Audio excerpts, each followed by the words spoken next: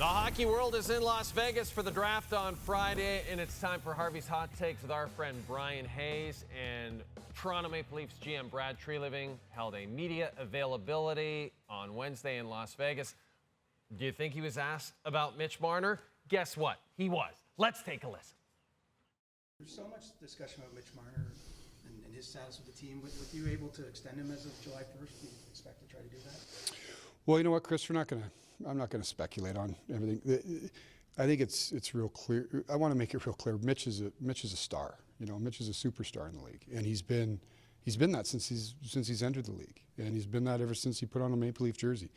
You know, we said it at the end of the year that, you know, we weren't happy how the year ended.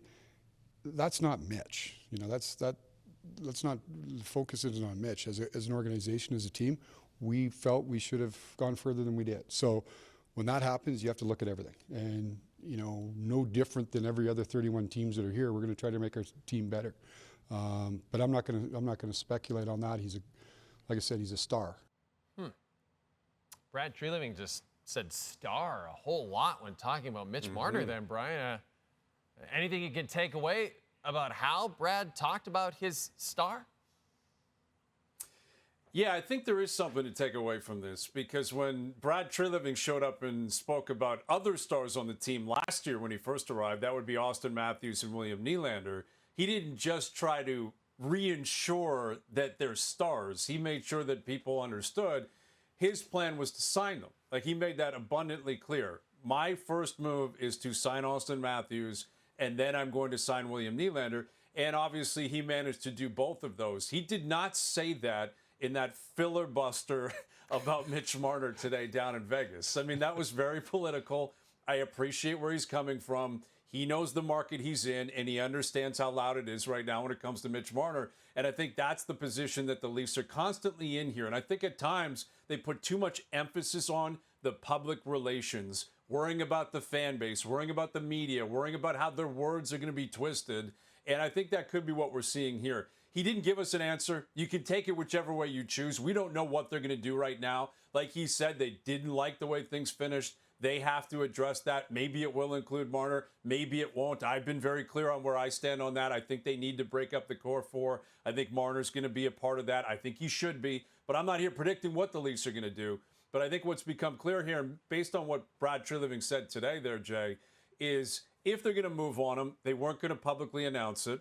And they're going to be careful. They're going to hold things close to their chest. But if they're going to keep him, and whether it's for a year or look to extend him, they understand from a PR standpoint, they're not in a position to announce that publicly. So that basically tells me that we're going to have to wait and see. And if they decide to keep him, they're not going to sign him on July 1st. They probably don't sign him or keep him around on July 5th, 10th, 15th. The Leafs are actually gambling here and playing a game of chicken with the city of Toronto, the biggest fan base in the world, the largest media when it comes to covering a hockey team in the world, with the idea that everything's going to quiet down, the dust is going to settle, and people are going to forget about Mitch Marner. I think the Leafs know, I think you and I know that's simply not going to work. It's simply not going to happen. But if that's the plan, it would appear as if maybe that started today. And in almost an identical situation, the Edmonton Oilers, their fan base, and Leon Draisaitl, whose contract comes up at the same time that Marner's does. And we heard from Leon Draisaitl earlier in the show about his contract status. Chris Johnston also said earlier in the show, Bryan, that the Oilers' preference is not to walk Draisaitl right up to free agency. So if you're Edmonton, and for whatever reason you can't get a deal done, do you actually consider trading Leon Draisaitl? I would treat him like Kawhi Leonard. That's the analogy I would use. I would have one last dance. And I understand how nervous they would be out in Edmonton. I get it. We've been down this road with other superstar players in the past. John Tavares on the island. Matthew Tkachuk in Calgary, where players have publicly said what Draisaitl said today. Love being an Oiler. It's great, but we're going to have to play this out, or I'm going to have to take my time to figure out exactly where I stand. I think we all know the Oilers want to keep Leon Draisaitl. That if he wants to stay for a year, he'll get a 1-year extension. If he wants to sign for 8 years, he'll get an 8-year extension. I'm not buying this idea that the Oilers are trying to figure this out in terms of where they stand on Leon Draisaitl. the ball is in Draisaitl's court. But for me, as long as he commits to the Oilers, and what I mean by that is, even if he says, listen, I don't know if I'm sticking around long term, or maybe he's blunt and said, this is the last dance. I'm playing 1 year with you.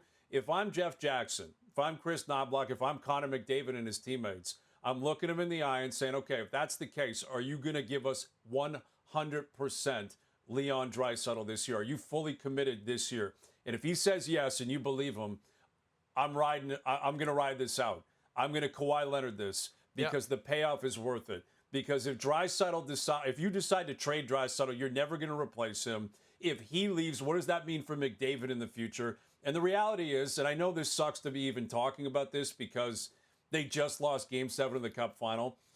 If Draisaitl leaves, if McDavid leaves, they're blowing that thing up. They're back to square one. It's tank mode. You're going to the draft. You're going to free agency. You're going to trades. You're loading up the farm system, and you're starting at the beginning of all this anyway. So you have 1 year, maybe 2 anyway. If that's the case, if Draisaitl and McDavid are going, I say play it out. I think you play it out. Last dance it. Kawhi Leonard is Leon Draisaitl. One more kick at the can, and if you win a Stanley Cup, it's all worth it in the end. And I think even if you don't, I think you can explain it to your fan base, and I think they'd understand. Yep, I agree with you. Bryan, this is very exciting. The LA Kings and Anaheim Ducks have new looks for next season, and that means it's time for one of my favorite segments on the show, and I'm thrilled that you could join me for it, Bryan. It's sports clothes. Here we go. We begin with the LA Kings. We saw the logo a week ago, as you know, Bryan. The full jersey unveiled on Wednesday. A lot of similarities to the jerseys worn by the Kings in the 90s when Gretzky arrived. But what I especially love, the black matte helmets, Bryan, will be full-time helmets at home. And then the Anaheim Ducks going orange, representing Orange County, bringing back the Wild Wing logo. And the orange jersey will be their full-time home uniform. The whites will be on the road. So, curious to get your thoughts, Bryan Hayes, on these two new/oldish looks for these two Southern California teams. Love them. I agree with everything you said about the LA Kings. I like the Ducks, the home orange. I think it's very obnoxious. I think they're going to be awful. I think that could actually lead to people goofing on it significantly. But I kind of appreciate it. But I'm sure I'm thinking the same thing you're thinking. Fanatics does not have a great track record. No. Like, something's got to give here. These are either see-through, where you're going to see, like, the chest protector on the goalie, or you're going to see shoulder pads on players, or one sleeve's going to be shorter than the other. Like, Fanatics is going to do something wrong here. Go talk to Major League Baseball, right? Go talk to all these ball players that showed up in the spring, and they're like, dude, you can see right through these things. Like, these are disintegrating while we're in the cage. Something's going to happen. I don't know if it'll be the Kings. I don't know if it'll be the Ducks. Maybe it's one of the other 30 teams. But Fanatics will screw this up somehow. But in terms of the Kings and Ducks and this clothing segment we're on right now, I like them. I like them a lot. First impressions, check, check. I'm on board with both. I couldn't agree more. Love the looks. Love the orange. Not enough orange. We got the Philadelphia Flyers. We got the Anaheim Ducks. Let's get more orange in the NHL. Let's get more Bryan Hayes on this show, because just like Harvey's has been serving Canadians delicious burgers for 65 years, this guy's been serving up hot takes since 1983. Bryan, thanks for this.